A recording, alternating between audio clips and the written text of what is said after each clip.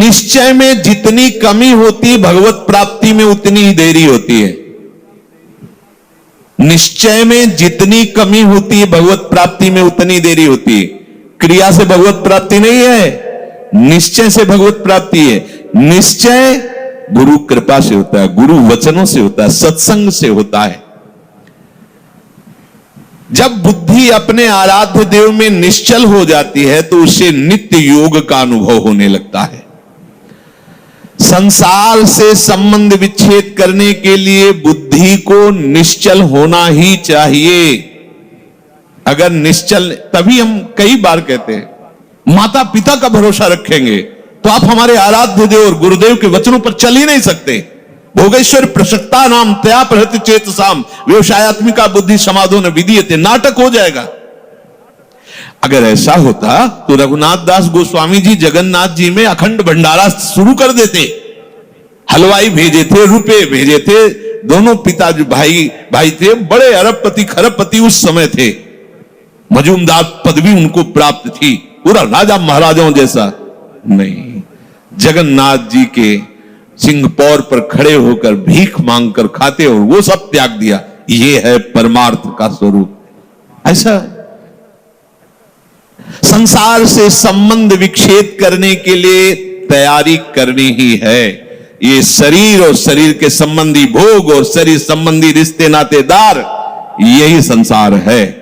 इससे अंदर से संबंध विच्छेद किए बिना कोई न भक्त हो सकता है, न महात्मा हो सकता है, न भगवत प्राप्ति कर सकता है। जो प्रभु से बिछुड़ा हुआ बहुत जन्मों से है और संसार से अपनापन किए हुए है, अब बिना ये अपनापन संसार से हटाए प्रभु से योग हो ही नहीं सकता। चाहे जिससे आशीर्वाद मांग लो, चाहे जिससे आप जाकर के कहो कि हमें हाथ रख दो। लोग ऐसे बावरे हाथ पैर रखने से कुछ होता है क्या? कुछ नहीं होता। बड़े बड़े सिद्ध महापुरुषों के दर्शन हुए जो ब्रह्माकार वृत्ति में, उनके जब वचन सुने तो केवल साधन पक्ष की बात की है।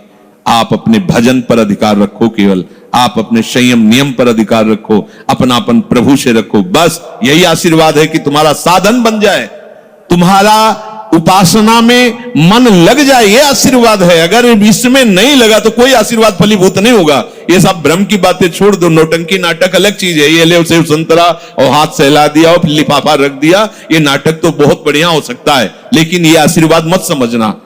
तुम्हारी भजन में रुचि हो जाए, तुम्हारी विषयों में अरुचि होकर संयम नियम पूर्वक प्रभु आराधना में मन लगने लगे, ये संत का आशीर्वाद फलीभूत हो गया। जो आपने शरीर और शरीर के संबंधियों पदार्थों में अपनापन कर लिया, ये भूल त्यागे बिना तुम्हारा योग हो ही नहीं सकता। कितनी बढ़िया बात, बड़ी अमृतमयी बात है। और जब आप संसार से वियोग करोगे तो प्रभु से योग स्वाभाविक हो जाएगा, करना नहीं पड़ेगा, क्योंकि वो हमारे हैं। संसार से योग करना पड़ता है, योग होता भी नहीं है। कहां अपने हाथ में कुछ लग रहा है क्या? प्रतिपल आयु नष्ट होती चली जा रही, प्रतिपल जो वस्तु पदार्थ सब दूर होता चला जा रहा है, आप उसे पकड़े हुए केवल हो। और इनको छोड़िए तो प्रभु से योग करना नहीं पड़ेगा। हमारा योग है वही जागृत हो जाएगा, स्वाभाविक जागृत हो जाएगा। हमारी बुद्धि प्रभु में निश्चल हो जाएगी। अब प्रश्न बनता है कि जिसकी प्रभु में बुद्धि निश्चल हो जाती है उसके क्या लक्षण होते हैं? अर्जुन जी कह रहे, स्थित प्रज्ञस्य का भाषा समाधिस्थस्य केशव स्थित धी किम प्रभासेत किमासीत ब्रजेत किम।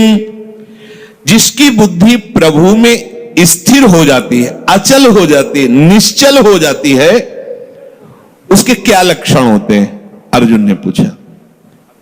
वो स्थिर बुद्धि वाला कैसे बोलता है, कैसे बैठता है, कैसे चलता है और कैसे व्यवहार करता है? बहुत सुंदर विषय है। जिसकी बुद्धि प्रभु में स्थित हो गई है, अर्जुन जी प्रश्न कर रहे हैं कि वो कैसे लक्षण होते हैं तो समझा जाए कि इसकी बुद्धि स्थित है।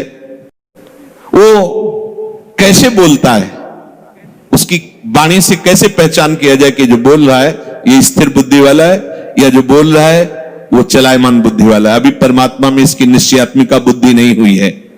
वो बैठता कैसे है, वो व्यवहार कैसे करता है, वो चलता कैसे है? अर्जुन जी ने ऐसा प्रश्न किया तो प्रभु उत्तर दे रहे हैं, स्थित प्रज्ञ, प्रज्ञ बुद्धि, स्थित अचल, जिसकी बुद्धि अपने आराध्य देव में अचल हो गई है। किसकी? जिसकी संपूर्ण कामनाएं भली भांति शांत हो गई है। आहा, सर्वान कामान, संपूर्ण कामनाएं प्रजहाति भली भांति शांत हो गई, अब कुछ नहीं चाहिए। वो अपने आप से अपने आप में संतुष्ट रहता है। इसके दो भाव हैं कि वो अपने आत्मस्वरूप में नित्य आनंद में डूबा रहता है। भक्ति में वो अपने आप से अपने आप में आनंदित। अपने आप कौन है? हमारे प्रभु है। किसी क्रिया से नहीं, किसी पदार्थ से नहीं, बाहरी किसी सपोर्ट से नहीं, इसलिए अपने आप से, आत्मन्य वात्मना तुष्टा, अपने आप से। प्रियाजू को सबसे ज्यादा प्रसन्नता और सुख पहुंचाने वाली बात है आपको अपने आप को दे देना है। यही सबसे बड़ी सेवा है। हम लोग बचा के अपने को रखते हैं और पदार्थ आदि देना चाहते हैं।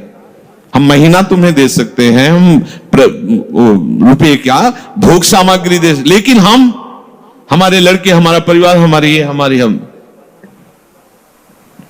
ये सब मायाकृत है वस्तु, जो जहां जैसा ठीक है।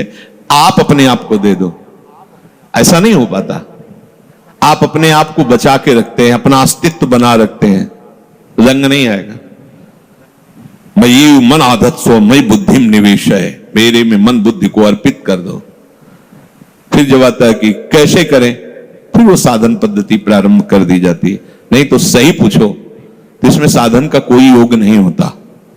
आप समझ नहीं पाते, इसलिए साधन का योग कि करो, धीरे धीरे आपकी जो पूर्वाभ्यास हो मिटे, तब ये बात। सीधे प्रियाजू की प्राप्ति के लिए आप पर्याप्त हैं, निश्चय कर लो श्यामाजू के सिवा। अब जैसी दिनचर्या है उस पर थोड़ी दृष्टि डाल लो कि श्यामाजू के विरुद्ध आचरण ना होने पाए। मस्त रहो, भरोसे पे मस्त रहो। देखो सारे सद्गुण देवी संपदा आपके अंदर आ जाएगी। सारे शरीर को स्वीकार करके भोगों में सुख है ऐसा माना तो सारी आसुरी प्रवृत्ति आ गई है। मानने मात्र से आपने केवल माना कि मैं विरक्त हूं तो बहुत से अंकुश अपने आप लग गए। विरक्त हूं, जहां आपकी मान्यता होती वैसा रंग चढ़ने लगता है। मैं प्रियाजू का हूं, प्रियाजू मेरी है, ऐसी मान्यता से सारे भागवतिक सद्गुण आ जाएंगे जो महात्मा में होते हैं, जो रसिकों में होते हैं, जो भगवत प्रेमियों में होते हैं। अब ये बात समझ में नहीं आती, इसलिए फिर लगाया जाता है आप ऐसा करो, इनको त्यागो, उनको, छोटे छोटे छोटे छोटे सब करते हुए जब यहां आता है, अगर वो अपने आप को नहीं दिया, ये सब कर रहा है तो उसका फल होगा प्रियाजू नहीं मिलेंगी। अपने आप को कर तो अभी से समझ लो, अभी से आपको प्रियाजू मिलेंगे, अपने आप को समर्पित।